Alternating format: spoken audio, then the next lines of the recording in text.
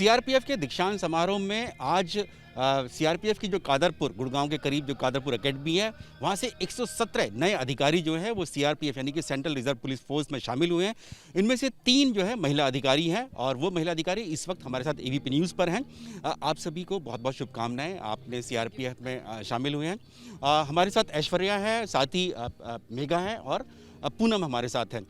जैसे ही हमने कहा कि उनका नाम देखा मेघा नायर, हमने कहा कि केरला से, तो उन्होंने कहा कि मैं अपने नाम का ये नायर हटा देती हूँ। तो ये देखिए, ये देश भावना होती है। ये अलग अलग राज्यों से 21 राज्यों से 117 अधिकारी आए हैं, लेकिन सभी के मन में ये है कि सिर्फ और सिर्फ वो भारत की सेवा करने के लिए शामिल हुए हैं। भारतीय हैं, सबसे पहले भारतीय हैं और इसीलिए मेघा ने हमसे कहा कि मैं सिर्फ मेघा नाम से बुलाना, आप मुझे बुला सकते हैं। तो सबसे पहले ऐश्वर्या से बात करते हैं।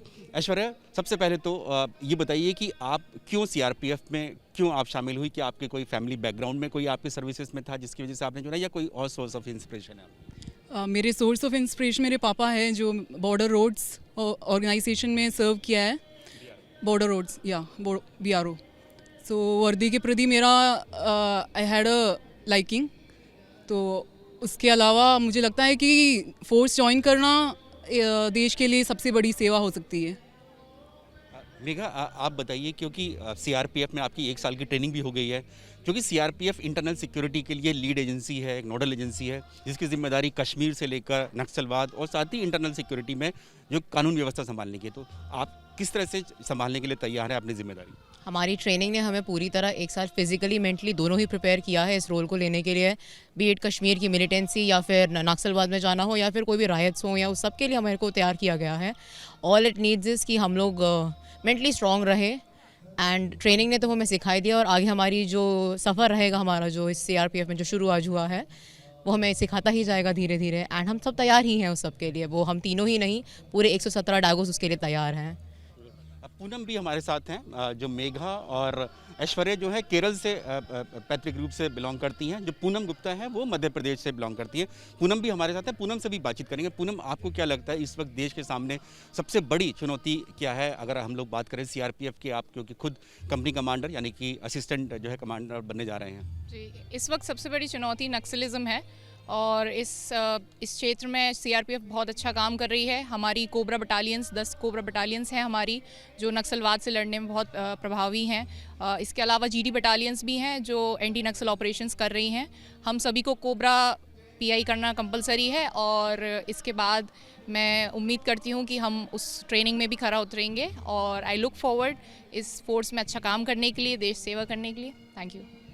क्योंकि मेघा, एक चीज़ और हमें बताइए, क्योंकि आज के टाइम में हम लोग जो इंटरनल सिक्योरिटी की बात करते हैं, खाली कश्मीर में आतंकवाद या नक्सल की बात नहीं करते। हम लोग देखते हैं कि रोज़ाना हम लोग देखते हैं कितने विरोध प्रदर्शन हमारे देश में होते हैं। उनको संभालने की जिम्मेदारी भी सीआरपीएफ या आप कह सकते हैं आरएएफ की है।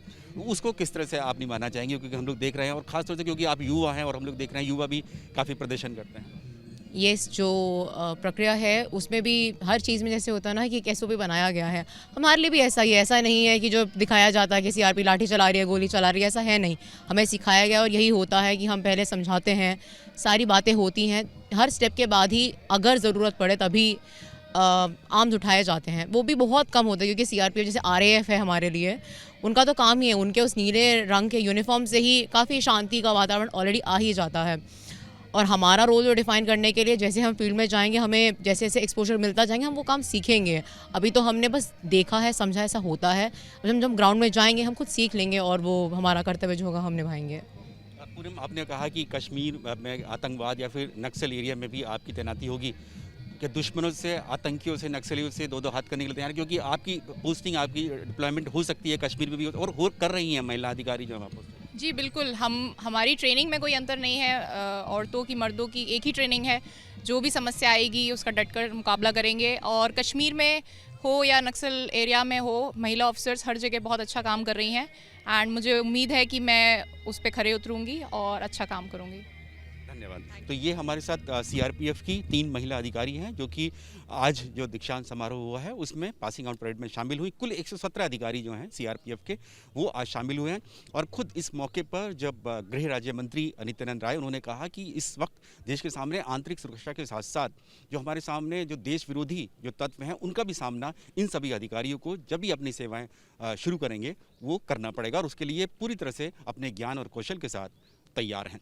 और आपको यहाँ पर ये भी बता दें कि सीआरपीएफ की जो वीआईपी सिक्योरिटी है उसमें भी अब महिला जो कमांडोज हैं वो भी अब शामिल हो गई हैं, यानी कि अब पूरी तरह से जो महिलाएं हैं वो पुरुषों के साथ कंधे से कंधा मिलाकर देश की सेवा करने के लिए और सुरक्षा करने के लिए पूरी तरह तैयार हैं।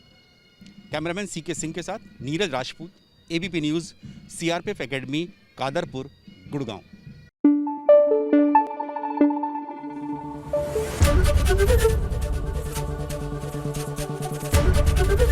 एबीपी न्यूज़ आपको रखे आगे।